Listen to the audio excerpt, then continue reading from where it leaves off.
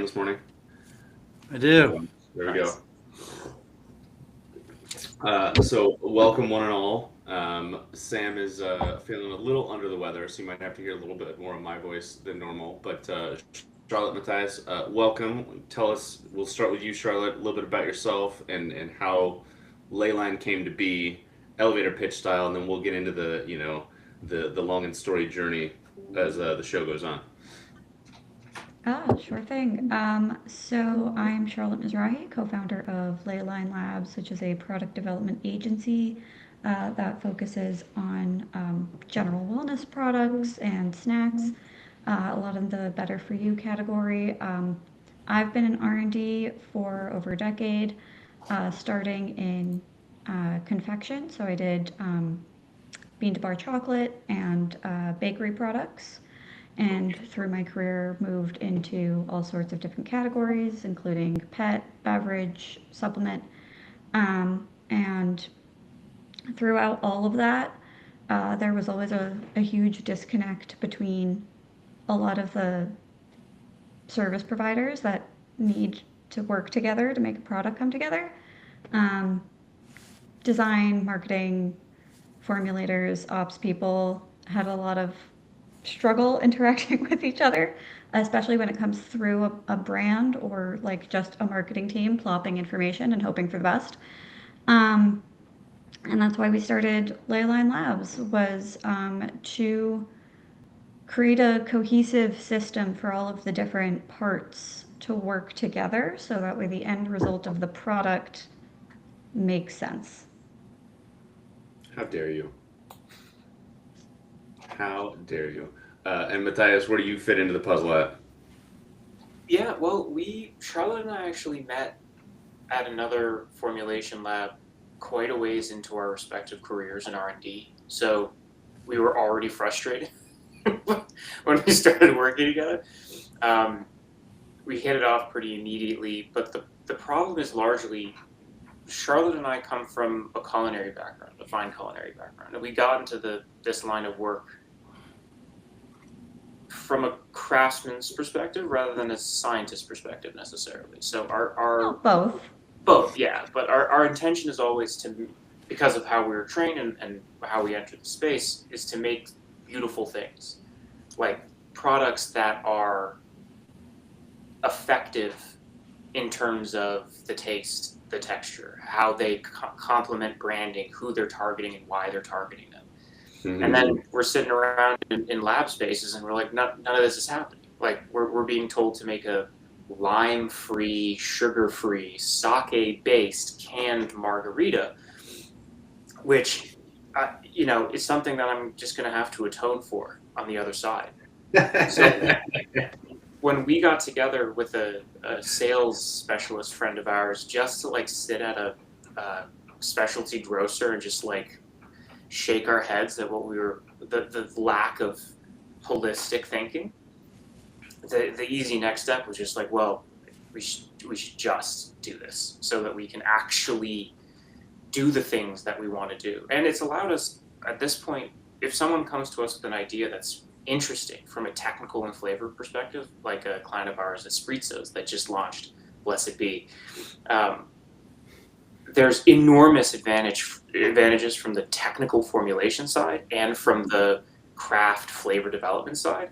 Mm-hmm. And we, as the co-founders of the lab, were just like, let's go, let's do it right now. So it's it's the flexibility to make products right and the power to make the products that are right, if that makes sense.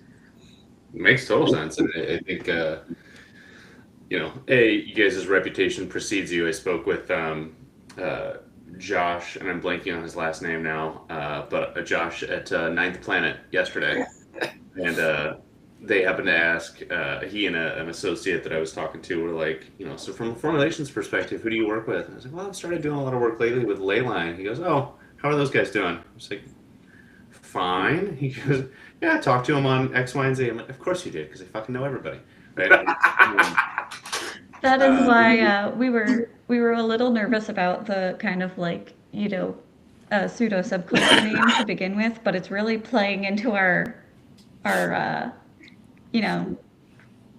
system now. It really works. Yeah, Of this has course. happened with you, Adam, as well, actually, where Very kind. we'll get a recommendation for a client and we'll recommend them to work with Adam, but they're already working with you. That's happened to me a few times. We've had clients that decided not to work with us, and they end up working with one of our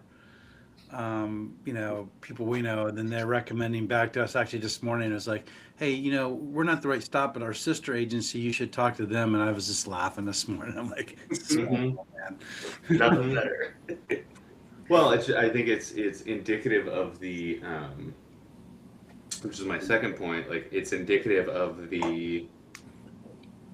Not that any of us want to be, self-serving in that, we're always trying to expand our networks. We're always trying to include new partners, but we do want to be a little self-serving in the fact that, speaking for myself, and I think you guys all appreciate this as well. We only want to work with people who understand that nothing exists in a vacuum. Like formulations doesn't exist in a vacuum. Sales doesn't exist in a vacuum. Ops, marketing, web dev, e-commerce, like none of it exists on its own. And so we only want to work with people who are willing to play on the team. And so the team ends up knowing each other, right? Just naturally. Yeah. Yeah, I like to explain it to like people who don't really understand, who might be like outside of CPG development in some way. I was like, when you watch a movie, at the end, there's like, it runs through 5 minutes of all of the people that worked on this. Yeah. You didn't see all of those people, It's a really good analogy. but you saw their work. And Yeah. CPG is very much the same Oh my way. gosh, It I takes, love that example. By the way, I'm going to use That's that. brilliant. it Yeah. takes so many more people to make this work than people realize. You'll just pick up a little thing at the supermarket and be like, oh, cute little thing, okay, and then maybe I'll buy it. Maybe they'll read the back or something and look at the ingredients, or maybe you'll see the founder's story on TikTok or something. But there was hundreds of people that made that happen. Right. Yeah. Oh, it's a brilliant analogy, truly. So I wanna, because we could sit here and bullshit all day long. I do want to get a little pointed for the Okay. sake of promoting you guys, because I know the answers to some of these questions, but I want to hear you say it for the sake of the show. So you touched on it in the initial kind of intro on Leyline, but give me a little bit more on the products and projects that you guys do work on, and more importantly, things you don't work on, and why. For example, right? Like obviously you don't do coffee, not because you don't drink it or enjoy it or promote it or support it, but you don't have the equipment, right? And that's a very important distinction. So do with that question what you will. I'd actually, speaking on the coffee thing specifically, because you're right, we don't do coffee at all. Mhm. Because coffee, Except for espresso. except for espresso, because coffee is typically retort, and I disagree with retort in most circumstances from a development perspective. Sure. We spend a lot of our time trying to talk people out of espresso. Out of espresso, out of retort. We try to Talk talk everyone into espresso. Yeah. Sure. The reason for that is, one, we don't have the equipment, and two, the risks are heightened in an already risky business.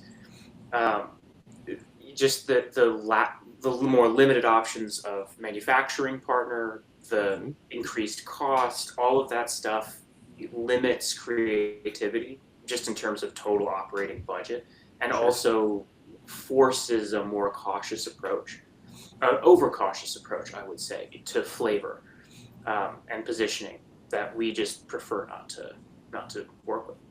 Totally. Also, that kind of heat does tend to damage the flavor, unfortunately. Selfishly, Which It's just kind of sad if you've really crafted this like beautiful product and then it just gets beat up Mm-hmm. before the consumer gets to try it. Which it needs to be for safety reasons, but I hear from every it founder is about unfortunate. flavor. Like, I'm the best tasting, the whole bit. This is really good. I was just on with a client yesterday. He was at a co-packer and they were doing all their testing or whatever. And he's like, oh, these flavors are just awesome. They're ready to go. So it really does start with formulation. That's what y'all do, and the flavor, right? That goes in the can. So, are you a co-packer too, or are you working closely with co-packers? We work closely we with. Oh, sorry. Yeah, we don't ourselves have a production facility currently. And that is frankly primarily because we're in New York City. Okay. And that kind of real estate's not super available here. Although there is a lovely cannery, Brooklyn Cannery in Brooklyn, obviously. Um, but also because we work on a lot of different product types, like Adam mentioned. Yeah. So um, I would say the majority of what we work on is beverage, um, what we call composite beverages. So that would be essentially like multi-component beverages that get put together. Yeah. So not something like beer. We don't have like beer brewing equipment, but we do design formulas for composite beverages for the majority of our work, but we also do um, powdered, like supplement or drink blends, and some snack products depending on the format. Oh wow. And so from a just because we've and I won't name names brand wise, but You got to start naming names, man. Come on. no, Name names. no, because a lot of them are startup brands, and I wish them the best, despite maybe their misaligned expectations on what the world is going to look like. But for example, I'll talk about a product category, right? Um, we have spoken at length about you can work on protein beverages, but also if you have to taste your 17th of the week, you might go bang your head against the wall, right? Yeah. Um, all due respect to the protein founders out there. But in Answer terms of, everybody a protein founder. Wait, I just gotta say, I'm sorry to get your question out. oh my God. Everything Uh, opened up is like my wife was all excited. I got you a matcha protein. I'm like, what the hell is a matcha protein? And then she has like these crackers, and it says protein on them. Everything's protein. I do have to say, just my stance currently on like the protein and fiber maxing trend is hear me out, guys. Beans. Right. Like you. Right. Yeah. Right. 100%. I'm not against like trying to make things innovative and creative, but also like if your nutritional goal in life is a combination of fiber, protein, and possibly micronutrients, beans. Spam and beans. I went through some spam and beans today on a piece of white bread and mustard, by the way. It's Right. It's almost like it's really simple. So, in terms of maybe things you've worked on recently that you're at liberty to discuss that have excited you in the functional health wellness, whether that's beverage powders, whatever, like, can you speak to some of those? Yeah, I would like to say we're not like a, toot our own horn, not trying to be too cocky, but all of the brands that we've worked with, including all of the brands that have launched and will be rolling out over the next year, um, are cool with us talking about the fact that we worked on their product and we've gotten good feedback from all of the clients we've worked with. So we could definitely call out the brands that have produced. Although there's going to be a lot more in 2026 rolling out. I We had a know. big Q4 last year. Yeah. I was- Are y'all the starting point when you think about this? I've been doing this with Adam for a while. Is formulation the starting point of a brand? Like, do they talk to you? Are you the first stop? It fucking should be. I love that question, as Charlotte knows. Order of Oh, operations okay, is take this one. or the sequence where concepts are built is a huge part. I have on my wall all of our like sequencing drafts for when we were building the business. Yes, formulation should come first, absolutely, but so does ops, and so does sales and positioning, and so does branding. I am a very, very big fan, or less of a fan, more of a believer in holistic design. So I went to Parsons School of Design for my undergrad, and to make a product like this, it's a thing with many. It's a visual medium. It's something you taste. It has sculptural elements. People are getting bottles. People are holding it and looking at it, moving it around. There's so much diversity in variables that you have to consider when constructing the thing, that to start with just your branding and then bring everything in later is going to create problems. And starting with just formulation and then bringing everything in later is going to create problems. So the best way that I know to do these kinds of things, to build something as complex and beautiful as a fully realized CPG product, is spend a couple of months talking to everybody, talking to the ops people to make sure, like Adam, we bring Adam in as much as we possibly can so that he can say, like, you're not going to get that packaging. So you need to figure out a solution. Or like, here's an alternative packaging type that's more producible, cheaper, and can get you in the places you need to be. Or that formulation you just created is going to leach through the can. I've heard him say that, by the way. And talk about like the type of product that goes in there could be problematic. Yep. Yeah, we spend a lot of our time. So, on a technicality, yes, we're formulators.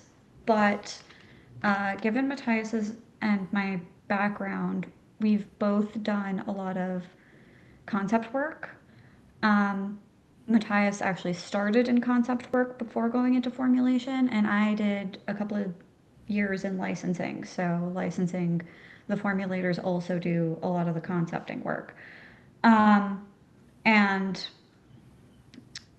because of that, we realized that that is such a key element to product development that needs to be done in conjunction, which is really like the ethos of Leylines, is this like risk analysis at the upfront and creating a really comprehensive product brief. So that way, when you do start doing anything that's tangible or cost related, you know what some of the problems might be and you've already troubleshooted. So when you say that, are you looking, so you're starting as a formulator, are you looking at like at a forecast with them? Okay, this is how I'm going to formulate, this is what my forecast is, what I'm going to sell. You do all that work with them as you're building that in? As much detail as humanly possible. Yeah. Okay. Yeah, we start kind of beforehand. Most of the bullet points that we look at during that original kind of concept brief building risk analysis phase include things like market position, competitive analysis, the types of packaging they could use, what their innovation driver is going to be, their value proposition, what makes it special to the brand founder too, because now more than ever, over the past like, let's say 8 years or so, or maybe a bit longer, social media has really driven that consumers want to connect with a brand on an emotional level, and that includes why the founder started the brand. So that kind of authenticity, I'll use Air or Are, I keep pronouncing it in English instead of Spanish, which is one of our brands that just launched. The founders are from the beverage industry vets. One of the founders, for medical reasons, went NA, even though he was working at Diageo, he went NA at a point in his life and started the non-alcoholic bottle shop in Chicago, In Good Spirits. And recently they wanted to start their own in-house brand. All of the founders are of Mexican descent. That is their culture, and they wanted to do something very culturally forward. And we wanted to make sure that because it was their passion and like why they were connecting to what they wanted to do, that was shown through everything, not just their logo and their name and maybe some flavors, but everything. The reason they started this brand, to showcase their traditional Mexican roots. So when they asked us to make a functional product, and they were like, okay, these top 4 things that we see sell at the store, these botanicals that like are in everything, I was like, okay, hear me out. Traditional Mexican medicine.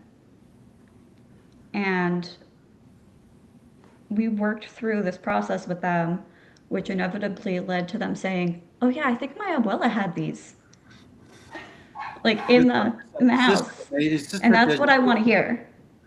it's amazing. So you get into their head, you get into, and determine kind of where they want to go, right? And then based on where they want to go and what's in their head, the formulation starts to be created, right? Exactly. And it's funny, after they go through you and Adam's like, hey, meet my friend Sam.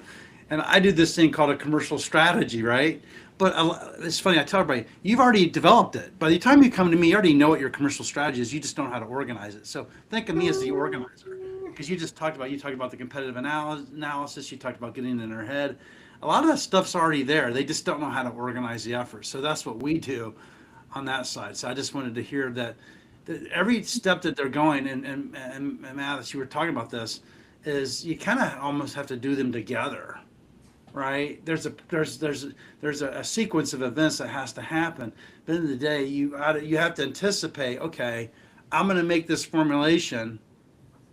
Okay, this is the ingredients that have to go into this. How much ingredients I have to buy, all that, and then I need the number of cans and labels, and this has to be pressure tested. All this stuff.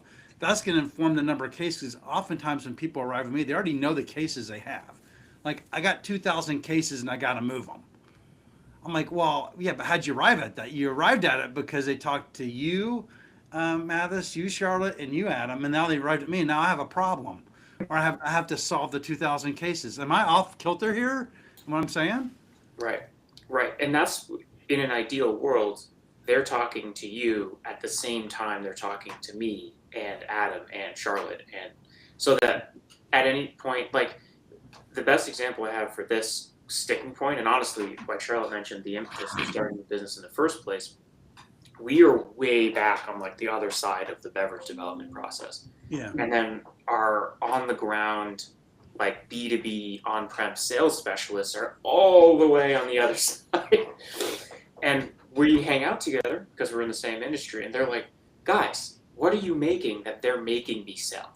Because like I can't sell this. This is ridiculous. Like it went all the way through production. Like it went from formulation to bottling to branding to manufacturing to packaging to 3PL and all of that. And then it gets to the sales guy and they're like, well, this I can't sell this to anybody. And then so you're like, and that can happen to your point, Sam, at any point where you arrive at a certain specialist and they're like, well, obviously this is going to be a problem. Well, yeah, and then you look at cost of goods, which Adam and I always talk about, right? They're like, my cost of goods were $250. I'm like, yeah, but the category's at $14.99, and you work that backwards. They're like, well, I can't get the $14.99. My story is the reason I'm at $19.99 is because X, X, and X. I'm like, the consumer doesn't care. Give a damn. Mhm. Yep. So again, to dial us back to brass tacks a little bit, and another gentleman that we all know or know of, Mr. Colangelo, posted a poll on this on LinkedIn recently. But in your opinion, and again, there's a million variables here, but generally speaking, from an expectation setting standpoint, what should it cost to make a formula? Let's say one single SKU, right? Like, what should it cost? A. B. How long should it take? This is an interesting question. And the phrasing you're using I really like, because the what should it cost is interesting. Because of the many variables, I hesitate to give an exact number, but I will say this. It should cost money. It should not be free. And I'm not saying go with us or pay our rates or anything like that. Like, I love the work we do. I'm very proud of our products. And there are a lot of formulators out there who do excellent work. They don't do excellent work for free. So, Well, here, I'll throw one at you. You work on commission? That's an inside joke. Sam hates that By the question. time they arrive at us, they're like, yeah, we just pay for commission and performance. They just like they've paid all these hundreds of thousands of dollars to bring the brand to the market, right? We're the first mile, by the way, for like they're like, you work on commission? We're like, no. I mean, also, this is just generally not a low overhead industry. So if you're going to haggle on, let's say, your formulator or your graphic designer, what happens when you get to production because you're not haggling with your factory? That's Right. not going to happen. Your production run is going to cost what it's going to cost.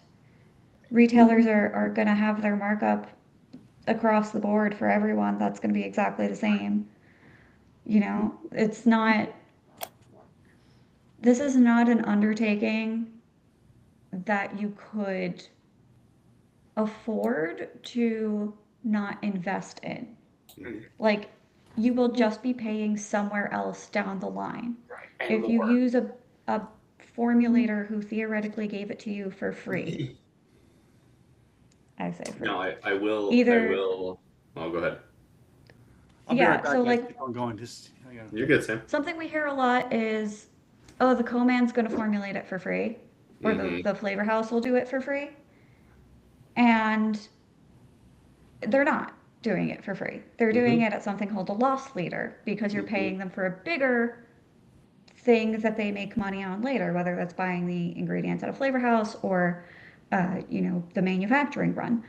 It's Mhm. not to say that the formulators who work at these places are bad formulators. That is not at all what I'm saying. There could be phenomenal formulators in a bunch of different places. It's just that it's not technically free. You're just paying for it at a different point. It's deferred payment. It's a credit card situation. It's an issue of motive as well, where Mhm. like some of the flavorists and formulators at flavor houses are like incredible. The work they do is incredible. We work with a lot of flavor houses that provide us with raw materials that we absolutely adore. But their job is to sell flavors. Not necessarily tangentially it's to sell the product their flavors are in, but that's it. There's distance between those two variables. Mhm. So part of when we started the lab, it was important to us that we have no extant financial arrangements with any of our ingredient partners. Because the point is, if a product is the best for the formula, that's the product we're going to use. Both Charlotte and I have worked in a number of different spaces where those financial constraints exist, where behind the scenes we're supposed to use a particular flavor house because there's an arrangement behind closed doors. But that means that like some flavor houses do the best herbs and their citruses struggle. Some flavor houses do the best citruses and flowers, but they're like red fruit struggle. So if you're trying to run everything through one house, you're not going to get the best possible product every time, which is, you know, what You a can Better in certain diversify your strand scenarios. as you're building your flavor. pardon me. It's better to do it with multiple people. It's better It to depends find on the scenario.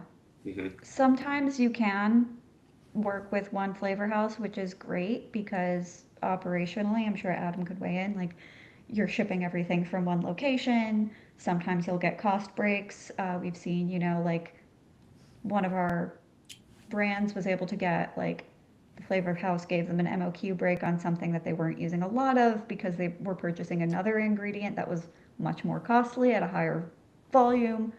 Um, so it helped like minimize waste. So sometimes it could be beneficial, but it's not worth sacrificing the quality of the product right. just because someone might be getting a kickback or you don't want to ship from two places. Yeah, and I wanna chime in here to say, and this is gonna make me sound so old. Um, I've been trying to learn Reddit because a friend of mine mentioned it, and there's a subreddit called Beverage Industry, which, for example, couple threads. Looking to speak with food and beverage brand owners or managers. Anyone here have experience with big brands? First time beverage founder looking for mentorship. Stuck after creating formulation. Like the thread is fairly small, but it's growing. The reason I bring it up is one of them in specific. A couple days ago said, so I've created a formulation for these beverages, which I feel are very unique in terms of taste, blah, blah, blah. I've spent a little shy of 20 grand to get formula solidified. The rest of it doesn't matter for the sake of the story. Point I'm getting at is 20 grand's a very realistic number, depending on what you're making and the number of SKUs and all those things. Right. The rest of that thread goes on to explain, like, I'm running low on money, right? And what always slays me about that is whether formulations is 2 grand or 20 grand or it's free or whatever. To Charlotte's earlier point, right? Like that cast of characters that rolls with the credits, right? You as the brand owner are footing the bill for most of their salaries in some form or another. And so if you're gonna, if all you have is 30 grand and you drop 20 on formulation, you have a problem, right? And it pains me to see brand owners meet me then as opposed to before then, so we can help understand where all the pieces of the pie need to be split. But that's ultimately what unfortunately ends up happening a lot of times, right? Yeah. Or they arrive at my desk and are like, yeah, we're ready to go, but we have no money. Will you work on commission? Right. Right. I'm like, We get that a first lot of all, of people you can did pay all me of their commission, branding. right? But by the way, and this is another one, by the way. Then they get distribution. They're like, well, the distributor will take all the risk now. I'm like, no, they won't. They're like, you got to pay them too, and you got to pay the retailer. It's like it takes a lot of money to bring a brand to market. Yes, sir. It Yeah. does. It's why we. Sorry, sure. Oh, you put. Oh, no, I was just gonna say, most of the time, in the circumstances where people come to us and it's unfortunate that they came to us when they did, is a lot of the time the two circumstances we see are either they did like all of their branding, like their logo design, all of that, and then they have a thing that they can't make for like technical reasons, and we feel terrible because we have to like be like, you did all of this work and you spent all of this money and you like can't put like raw milk in a can ambient or something crazy. I don't know.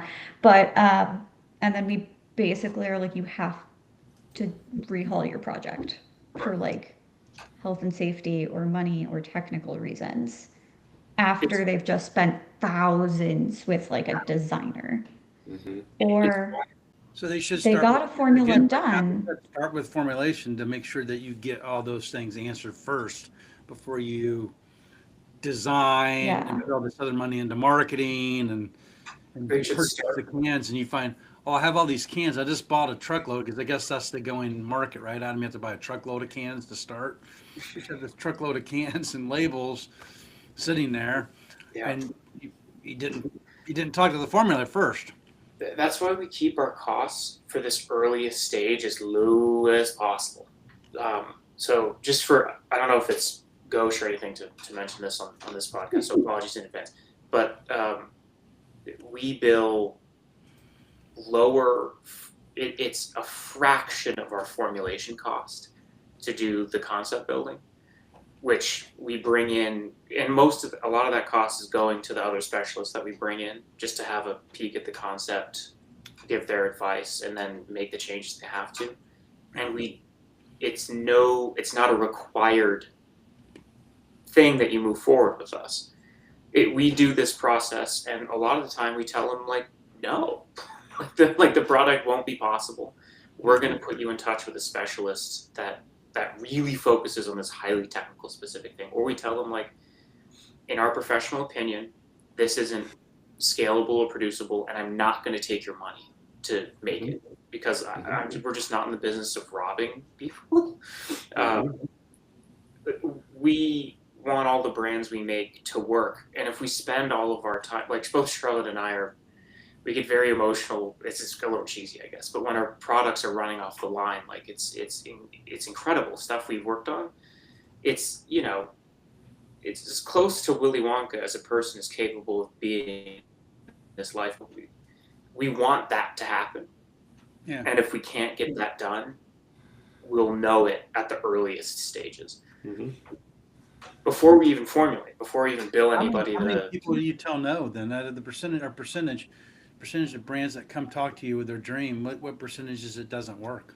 Oh, fuck. We tell about half of them that an element of the product needs work, but I'm very, very proud to say that I think, Charlotte, would you say maybe 2 or 3 in the entire span of our business, we have not been able to convince to do something in a way that's producible. Yeah, because most of the, I would say it's not that half of the clients that we do this risk analysis for don't end up in formulation. That's absolutely not the case. No. Almost all of them do.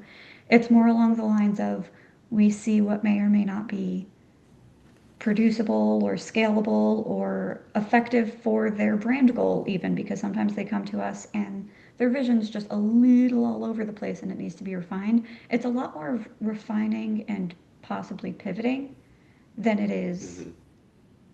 saying a hard no. For example, that Hmm.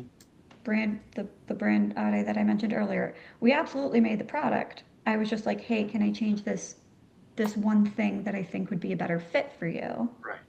Or in contrast, Um, oh, sorry.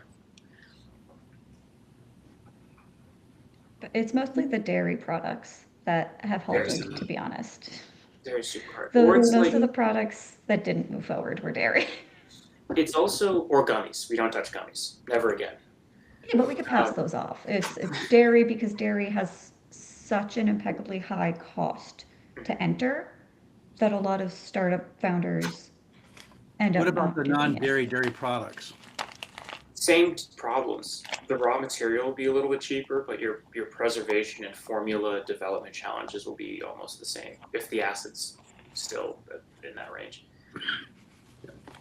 Yeah, I want to. So Kogs asked a question. I want to give a shout out. We got Kogs. We've got Mr. Halliman. We've got Alicia, Duncan.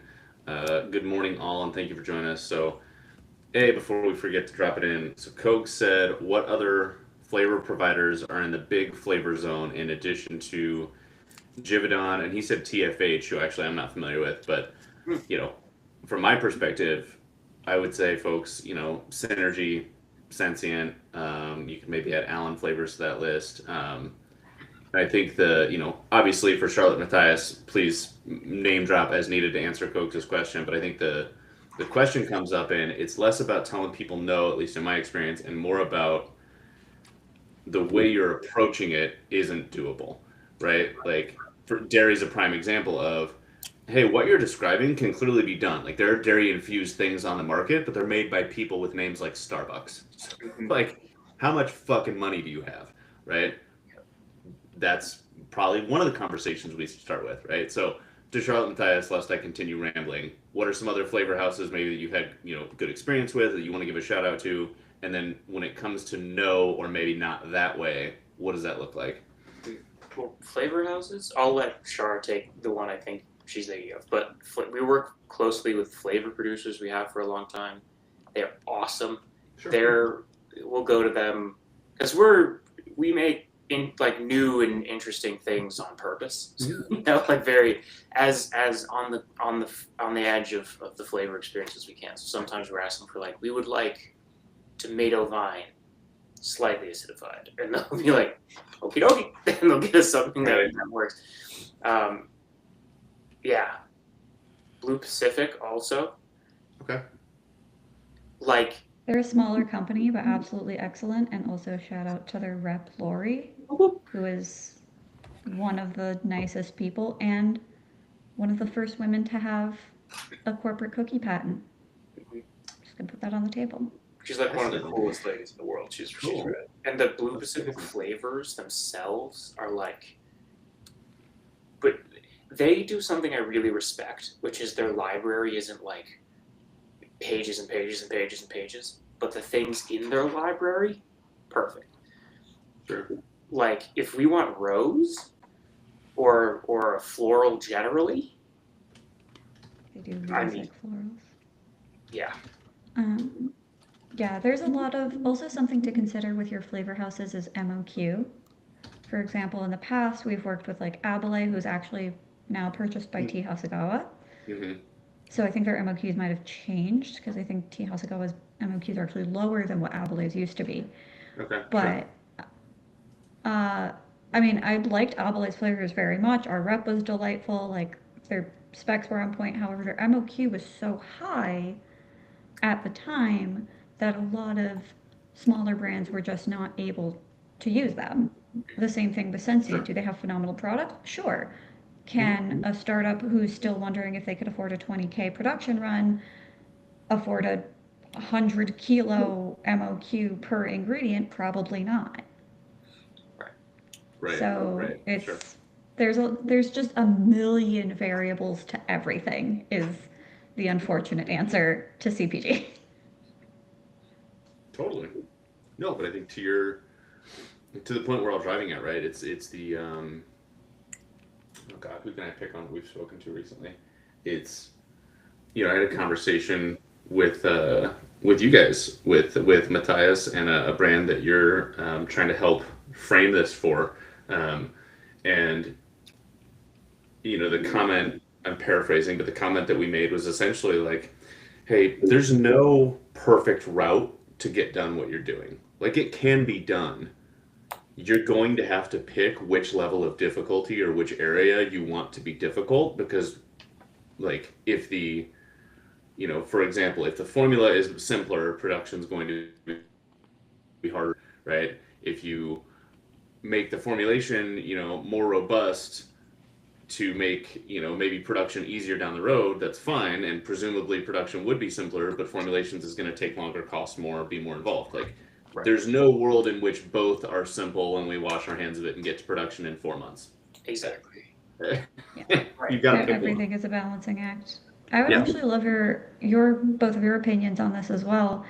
Is we see a lot of like early brand founders or people who are just thinking about starting a brand but haven't really gotten there yet. A lot of what they do to try to educate themselves is like read up on or listen to a podcast or whatever on stories of brand founders who have been successful, and they're like, let me try to emulate that. And I always think that Well, is they all think they're going to impossible. be Olipop and Skeleton Salt in 3 to 5 years. Every one of them. I mean, whether or not they will, the reason I think it's impossible is because like there were so many things that had to lead up to that brand becoming successful or not successful. Even if they're reading up on a brand that failed, like the reasons are always going to be different for everyone because everyone has their own network, resources, and also like freaking luck and timing. Yeah. Like we started working in non-alc beverage 6 or 7 years ago when people weren't really talking about it in the US, and we got lucky, frankly, that we started in it when there wasn't that many formulators really focusing on it, and now it's like the hot beverage trend is Mm-hmm. non-alc and alc alternatives and functionals, and that could have not happened. It worked in our favor, but it's very possible that Matthias and I would have focused on functional beverages and it didn't hit it big in the market. If we started in 2010 or something. Sure. I do want to shout out as well, specifically 2010, not 2020. if we had started in 2010, I mean, we would have been on the early side. Oh, With this in mind, like this whole conversation, I think one of our New York favorite, like really, really, really, really well experienced and excellent sales professional, Rob Novick. He operates here on the East Coast. I know Rob. Yeah, the man. He said something on a call once that like really stuck with me. And he'll talk to people and he's a direct, clear, very professional guy. But he's like, listen, this is doable and it's been done. But you don't see the mountain of skulls, which never fails to make an impact. Because it's like, yeah, there's Olipop and Poppy. And they went to the retailers and they grew and they took on Series A and they expanded and did all that stuff. But you don't see the mountain of skulls. At every stage, there's a mountain of people who tried the same thing at the same time. And something didn't work right. Mm-hmm. I love that. And it's not like they have to be in the Mountain of Skulls. They pay attention to Charlotte and Mathis and Adam, and you really are methodical about what if you understand basically your destination and the costs associated that you have to invest in order to get there and the time, then the possibility of your success, or you minimize becoming a skull, right? Right. but so many don't pay attention and so many don't listen. And that's why we do this podcast, quite frankly, is to bring experts like you so that hopefully these founders or these people that have the dreams find you and Adam and Charlotte, right? At the end of the day, because that'll keep them out of peril and out of trouble and actually set them on a path to success. Right. There's ways to Avoid avoid the it. mountain skulls. Sorry. I love it so much. Yeah. So I also think that so I'm gonna use this to parlay it into the end here. So you asked about brand owners going to podcasts or these days Chat GPT or whatever, right? Um, ChatGPT is open cloud, man. You know, ChatGPT is the biggest cloud.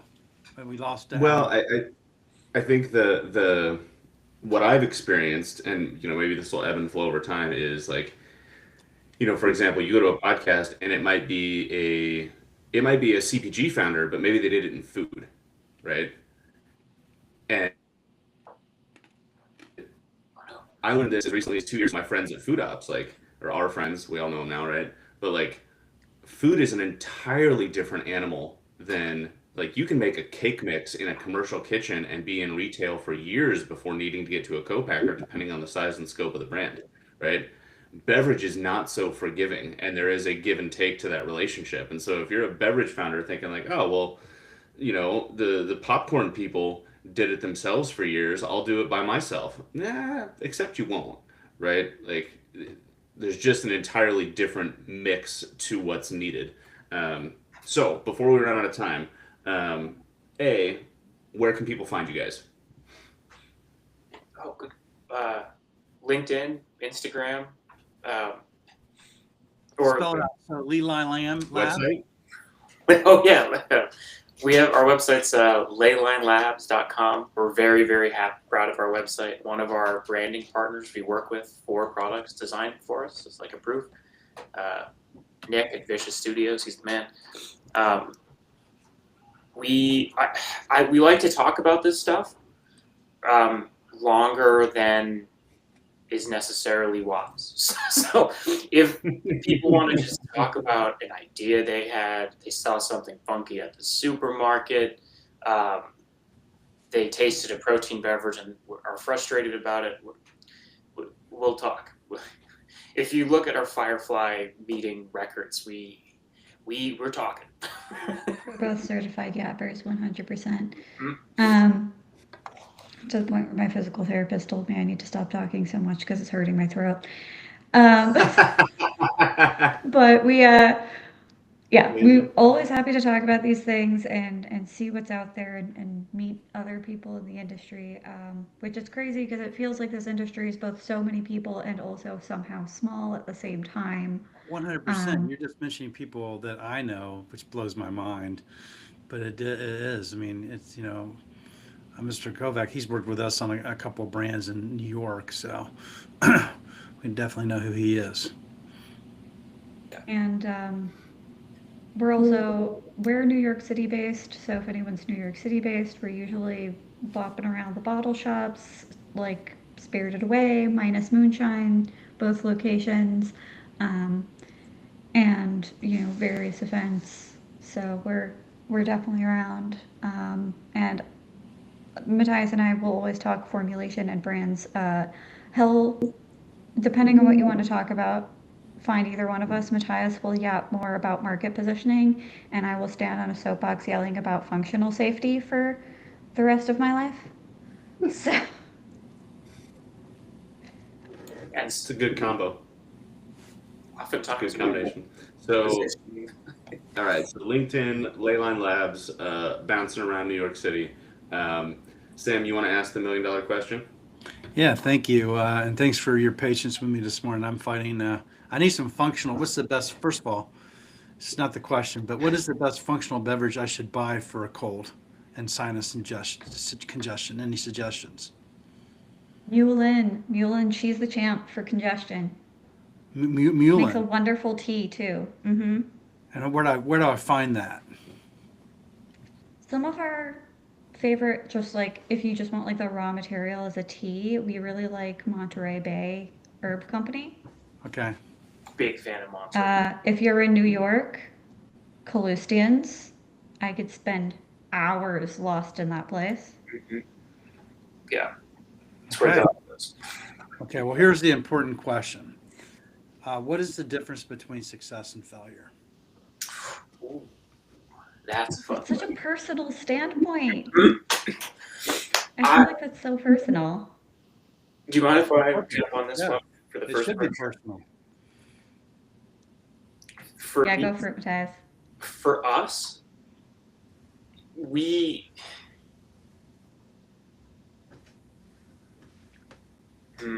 See, I had a whole thought for this. Do you want to think about it for a second? Yeah, I'll give go my for it, answer. perhaps. Okay. I feel like it really depends on what you feel connected to. I've been told throughout all of my career that I take success like a grandma. I get very excited when people are just enjoying the products I've worked on. So I feel like Matthias is kind of the same way. For us, success, I feel successful when somebody's like, oh, I tried this drink and I loved it. Or I took this supplement and I felt a ton better. That to me personally feels like success. So, for example, we have a friend who is self-producing, so they don't produce a lot of bottles here in New York called a drink called Parentheses. Super unique product. They self-produce, so they sell less. Like they're not a huge scale product. You won't ever find it in Target. But I could still consider them successful because they do something super unique. They're going through the challenges of self production, which is really, really hard, and most brand founders cannot produce their own product. Um, and so, even though they're technically not selling like Poppy in like volume, the way people resonate with their product and the way that they're able to manage their business to me looks like success. And so, that's how they feel as well, is they're not trying to be in Target. They just want people to love what they're making at the scale they're at, and they're not trying to be an international brand. So success is really to the individual what makes you feel good about what you've done, Right. whether Yes. that's being proud of self-production, people just enjoying what you're working on, or seeing your product everywhere and on billboards and on TV. It's like a personal, almost emotional kind of question what success is. To add to that a little bit, I was a sculptor before I entered the beverage world for, you know, economic reasons, because they haven't really paid sculptors since like the late 1800s or so. Long downturn in the sculpture Now, world. artists don't make money until they're dead, right? Yep. But to me, a product is successful. Any part of this world and anything that we, each of us here on this podcast as individuals, do can be done well enough to be art. A beautifully orchestrated product launch is artistry. The can art, obviously, the design, that's very clearly art, but all of these things working in concert with each other to make a cohesive, impactful, flavorful, interesting thing out in the world. I mean, CPG products, not for nothing, is one of the things in the world that people are most in front of all the time, holding, standing near it, being pictured with it. It's a backdrop to life, and it's enormously important to me that something that present and that significant in the world and society generally is done beautifully. So if it's done beautifully, that's success. Love it. You're muted, Adam. You're talking. Good. I said my dogs were barking. I said that is an artist's response if ever there was one. Yes. I like it though. The artist and the grandma, I guess, is Yeah, kind of our vibe. Exactly. Exactly. I want people to feel good and enjoy products, and Matthias wants beautiful art. That's what we're doing. Well, in the last couple of minutes, is there anything we haven't asked, whether it's about you guys or your business or what you do or all the above, that you want to share before we let everybody get to their Saturdays? I would love to quickly, because Charlotte mentioned this is a big soapbox for me, data research. Don't look at Mintel. run from Mintel. If you see a trend in the Mintel quarterly newsletter, don't do it. Even if you want to do it, don't do it. Once We it's say at no offense to Mintel. no, they're great. The problem is Mintel's accurate, and because Mintel's accurate, once they can see that hibiscus is trending nationally, we're going to be getting 6 pitches a quarter for hibiscus, which means that all of the other formulators in the country are also getting 6 hibiscus pitches. Mhm. And then if you look at the timelines, right? Hibiscus grows, becomes more popular, it becomes nationally visible. Mintel picks it up and puts it in their newsletter. Great. Then you start producing, and at the fastest, 8 months later, you hit the market. 8 months after the trend has hit its peak, and now with a ton of competitors. It's like it's a worst case scenario pitch for like, I'm going to launch a brand when it's less relevant than ever and with the most amount of competition possible. But don't do that. Avoid that if you can. We're very anti-trend chasing. Some of the most Because- successful. Oh, sorry. Well, trends, like you said, it's by the time you get there, you're late, and also that doesn't necessarily mean you have staying power. We always see these bubbles in CPG as a whole, and it's not just in beverage. It happens, my friends who are cosmetic chemists and everything. Something gets really popular, a million people do it, eventually it bursts. Half those brands die out because all they had that they were banking on was that trend that they chased, and they didn't have anything else going on for them that set them apart, or they were too expensive, or they didn't taste as great, they couldn't be as cheap. Walmart eventually did a private label, and you're not competing with that price and like visibility. So Not to do harp on- something you're connected to. Right. Not to That mention has more staying power. Nick at Espresso's launched recently, so we're mentioning him a lot because we're big fans of his and the product. But I'd like to use him as an example of how this is done properly, which is Nick was like, "This is a product that's awesome, and I know it's awesome. I drink it myself. It's radical. I think it has a place in the market that isn't filled." So if someone comes to us like that, and we look at the market, and we're like, it isn't filled. There isn't a flavor experience like this here. Then you have something. That's where the real goodies are. Also, every Yeah. brand founder, Yeah, no, I even with the resources, is going to go through parts of doing this, not just formulation, just the brand existing. At some point, it's going to be really freaking hard, and you're gonna not feel great. You're spending a ton of money. You got a bunch of no's from retailers. Whatever. You're working 14-hour days and haven't seen like the outside. At some point, it's going to get really hard, and when you're trend chasing, you're kind of just doing it for like cash and clout, and that's not going to get you through the hard times. Feeling connected to what you're doing is going to get you through the hard times. Yeah, no, I completely agree, and I think my parting thought of the day is, for everybody who's like, well, X thing is super hot right now, and I want to get in on that. Great. Had you started 2 years ago, you'd be perfectly lined up, right? Awesome. You'd have a little bit of brand recognition, you'd have a formula, you'd have product. But if you start now, and it's not still a trend in 2 years, you've just wasted 2 years of time and money, right? And that's a difficult conversation, but also a very honest one, right? Sam, any parting thoughts from you for the day? Well, first of all, it's always been a great education for me to talk to a formulator, because I talk to Adam all the time, and again, we're at least not a commercial. We're talking about getting distribution, getting customers, importing, exporting. We do all that stuff. So it helps center us and center me when I'm talking to those brands and they arrive. I start to understand kind of all the steps they went through in order to arrive at us, right? And there's a whole lot to unpack there. So that helps us when we start to talk to them when they say, now I want to go to market. I have this great brand, and now I understand how they arrived at that. So thank you. And also thanks for sharing what the difference between success and failure is. And I love what you said, Charlotte.